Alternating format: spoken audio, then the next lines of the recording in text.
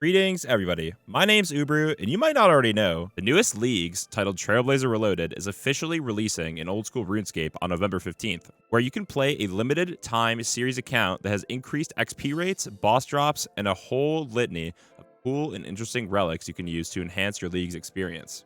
A decision that is difficult to make is that you're only restricted to 3 total additional regions that aren't already included, that being Misthalin and Karamja. Both of these areas give a great base to the new player experience. However, there comes a great decision that needs to be made.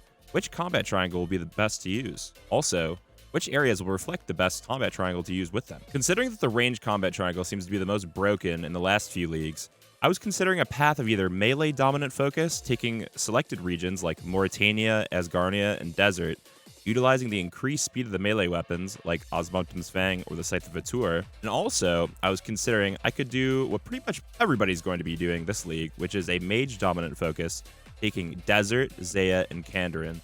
This allows you to essentially grind for max mage gear over the whole period of the league, while also trying to get the Chumekin Shadow and having the utility of all combat prayers and additional items like the Occult Necklace and the Tormented Bracelet. The fact that everybody might be doing this path, it made me consider how much fun I would lose out on if I wasn't able to participate along with all of my friends who are mainly going to be in the Theater of Blood, which is personally my favorite raid, and also the one I feel the most comfortable to push my limited gear and stats to the highest level. Also, things to consider is an increased difficulty level. These difficult raids and bosses that have an increased scale to the drop rate and difficulty will be giving you increased rewards. Therefore, you will be wanting to do these if you have a very substantial relic and combat/region bonus. Because of my great indecision, I had no idea which region I really wanted to pick, while also which combat triangle. Now, range was definitely out of the cards. I wanted to do melee or mage focus for sure.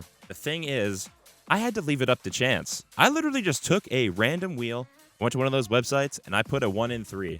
It was either I'm going melee focus with Mauritania, Asgarnia, and Desert, I'm going mage focus with Desert, Zaya, Kandarin, or I'm going to do all 3 raids with a melee focus, considering melee would probably have the best gear when I looked at all of the spreadsheets. That being said, we have 3 choices, and I feel it is best to leave it up to chance, so let's just see how it goes. I don't know, man. We could get mage. We could get mage.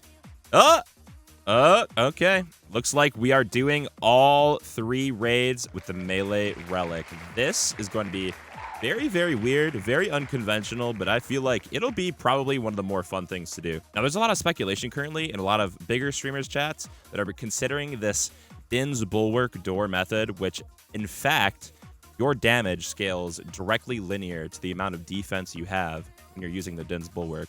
So the fact that your attack speed will be cut pretty much in half and rounded down, you're going to have a flat 40% increase to your defense stats from having the melee relic. Therefore, it's going to be probably one of the most broken weapons you can use, especially if you use the special attack at a certain point. I think it could be very nice. So I've considered doing the door method, but also I'm not trying to, kind of steal what people are doing. I have a very keen interest in trying to use the Soul Reaper axe. Being able to use that at 2 tick speed will be insane until you could probably get a Scythe of Atur. Even like an Elder Maul from doing the Chambers of Xeric would be really nice, especially because many things are going to need Crush. Especially if we do end up grinding Nightmare as well, considering we will be able to do all 5 of the brand new challenges, which include Harder Mode Tob, Harder Mode Chambers, Harder Mode Fosanis, Harder Mode TOA, and also apparently a new Inferno/Jad challenge, which I'm not really quite sure what that might be, but yeah, I don't know. I think it's going to be pretty fun and hopefully not too difficult, but these relics seem to be extremely busted, so let's get into the relics that I'm deciding on. As we're recording this is the night before, so we only know maybe about 70% of the relics currently. Taking a look at the relics, for Tier 1, I've really considered between Production Prodigy, which gives you the option to process all items at once, including smelting ores, bars, fletching logs, bows, cleaning herbs, making potions, cooking food. Basically anything that's crafting, smithing, herblore, fletching, or cooking, you will instantly be able to produce. You will get extra items, full XP, and also your stats will be boosted by 12. Or I was considering Early Game Trickster, which gives you automatic ability to re-pickpocket your target, You get loot from pickpocketing that's double and noted. The coin pouch is multiplied. You'll be given Sage's Greaves that give you free agility XP as you run around. Box traps lure faster. You get double the amount of box trap rewards, which is pins. Impling jars can't break. You can burn up to 9 logs. And you cannot fail the actions of thieving, agility, hunter, and fire making. I think Trickster seems like a noob trap for most people, but I honestly think Trickster is going to be the most fun. Moving on to tier 2, it's between Globetrotter, which gives you basically the function of teleporting inside of your POH through the teleport jewelry box and also the spell books, or you have the option of Fairy's Flight, which gives you a unique teleport item where you can go around using fairy rings, spirit trees, or tool leprechauns. Now, I've considered the pros and cons, and considering that the regions that I want to pick, that being all 3 raids regions, there's not really that many teleports from the teleport jewelry or spell books that necessarily give you great teleports all around the game. So I think in my current moment, before I know any of the extra relics that are going to be coming up, I think I'm going to be picking Fairy's Flight. I think that's a great one to lock in. Tier 3, we have the option of Banker's Note or Fire Sale. Banker's Note gives you a unique bank note item that allows you to note and unnote items from the comfort of your inventory. This means that if you fish something and you cook it, you can immediately unnote it no matter where you are. You could be in a raid, you could be doing a boss, you could be questing. It doesn't matter. You can unnote anything you want. Or you have the option to have Fire Sale, which every item in shops that uses coins are free. Therefore, you can buy and sell back to shops like the Karamja store and get a ungodly amount of Tokal. Therefore, you can buy obsidian gear.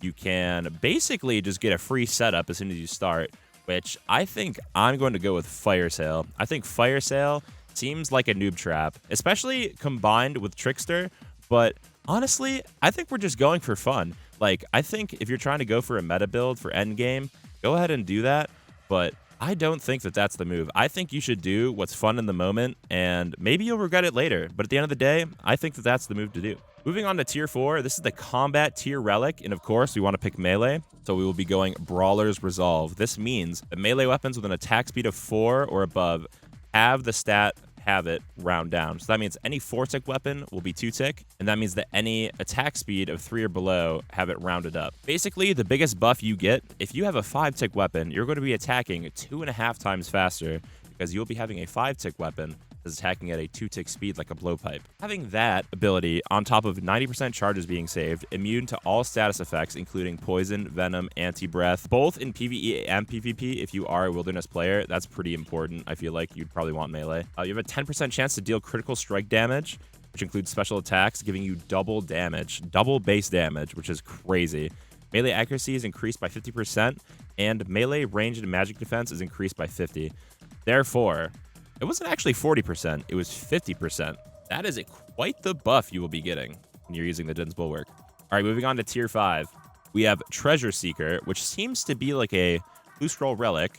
We have Bloodthirsty, which has a skull and a sword in it, which I would assume is a Slayer buff. We have Infernal Gathering, which is probably, if you are a skiller, you'll be getting all Infernal equipment tools. Therefore, will burn, or it will instantly smelt, or it will instantly do an action for you. Because I'm doing such a combat-based idea, I think I'm going to be picking Bloodthirsty in this current moment.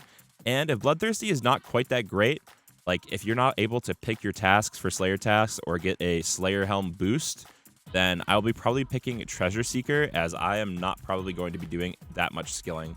Moving on to tier 6, we only have one current one that we know about. There is Equilibrium, which we don't know what it is. We have Farmer's Fortune, which I assume is a skilling relic. And we have Ruinous Powers, which I'm very, very, very keenly interested in because I don't have Piety. And the fact that I don't have Piety with the melee relic is kind of an issue. Now, I'll have Zaya, so I can unlock Dex Scrolls, and I can unlock Augury, but I cannot unlock Piety unless I had the Kandarin collection. Now, of course, Ruinous Powers has a very, very, very increased amount of damage, but you'll be draining a whole lot of prayer. So the issue is you will need to have gear that reflects the prayer drain, and surely we'll get that through just this year, I would assume, at a certain point.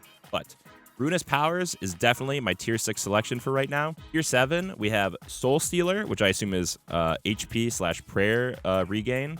We have Weapon Master, which is special attack is 100% accuracy, but you sacrifice HP for any additional special attacks. And we have Berserker, which I assume is probably something to include very, very low HP for high damage, which might be difficult because Weapon Master does sound very attractive to use.